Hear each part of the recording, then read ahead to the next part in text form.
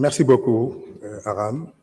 Monsieur le Premier ministre, Mesdames, Messieurs les ministres, Messieurs les secrétaires d'État, Mesdames et Messieurs les membres du patronat, Mesdames et Messieurs les représentants des centrales syndicales, Mesdames et Messieurs les membres de la société civile, chers invités, nous sommes effectivement réunis aujourd'hui pour discuter avec le patronat, le syndicat, pour voir dans le contexte actuel qu'est-ce qu'il faudra faire pour aboutir à un dialogue constructif, permanent, qui puisse nous aider à aller vers un nouveau pacte de stabilité sociale. Sur la base des directives du président de la République, le Premier ministre Ousmane Sonko et son gouvernement ont choisi ce jeudi 27 février 2024 pour être le point de départ d'un dialogue constructif basé sur la vérité, comme je l'ai dit tout à l'heure, qui va nous permettre d'avoir une stabilité sociale qui puisse nous permettre de mettre en œuvre l'agenda de transformation Sénégal 2050. Nous le savons tous, sans stabilité sociale, il ne peut pas y avoir de production. Et s'il ne peut pas y avoir de production, il ne peut pas y avoir de développement. Et c'est dans ce contexte, effectivement, que ce dialogue a été lancé. Nous savons tous qu'il y a eu un pacte de stabilité sociale qui date de 2014. 10 ans après, ce pacte doit être revu. Il doit être effectivement évalué. Parce que l'environnement a changé, ce pacte doit évoluer. Donc le pacte de stabilité sociale qui existe aujourd'hui date de 2014. Il avait été signé à la clôture de la première conférence sociale par le gouvernement, le patronat et l'ensemble des centrales syndicales.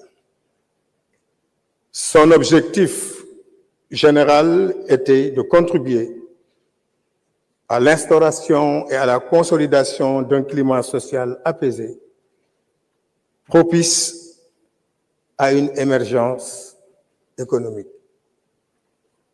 Nous parlons maintenant de l'agenda de transformation économique, vision 2050.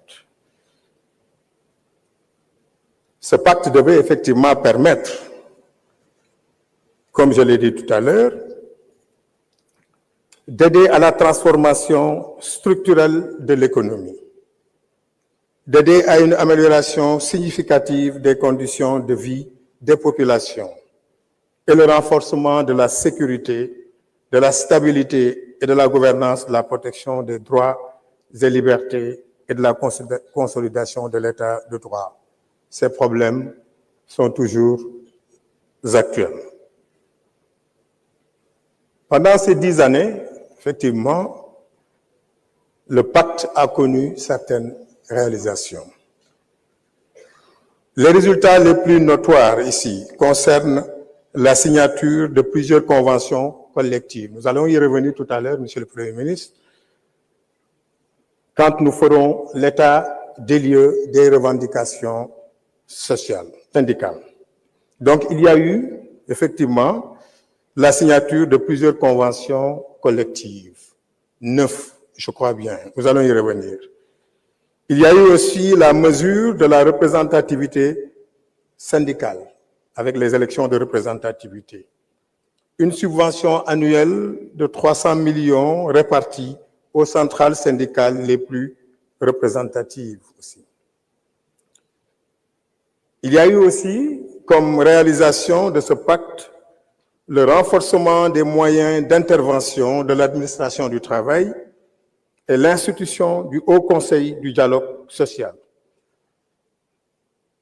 À ces importantes réalisations s'ajoute la mise en œuvre de mesures à fort impact social et économique, notamment la retraite à 60 ans dans le secteur privé, l'instauration d'une pension de retraite minimale, l'adoption d'une nouvelle réglementation relative au stage et à l'apprentissage, l'adoption de la politique nationale de sécurité et santé au travail, la ratification de la Convention numéro 183 sur la protection de la maternité et la revalorisation du SMIC et du SMAC. Une fois que nous avons parlé de ces réalisations, notez malheureusement qu'il y a des insuffisances. Donc, les insuffisances relevées malgré tous ces progrès sont autant pour nous aussi des défis qu'il faudra relever. Il s'agit en particulier du défaut de vulgarisation et d'appropriation de ce pacte de stabilité sociale, un faible financement et un niveau très faible de fonctionnement des organes du pacte, que sont le Conseil d'orientation stratégique, qui ne fonctionne presque pas, le comité technique et le secrétariat exécutif.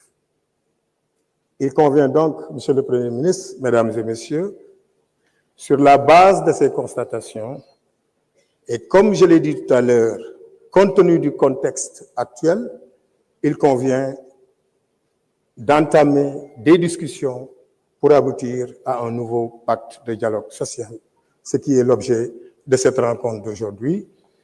Monsieur le Premier ministre, Mesdames et Messieurs, nous allons vous demander à nous tous et demander aux syndicalistes, au patronat, à nous tous, je dirais, en commençant par le gouvernement, de faire preuve de responsabilité, de patriotisme, pour enfin travailler ensemble vers une seule direction, qui est celle de développer le Sénégal pour les générations à venir. Je vous remercie.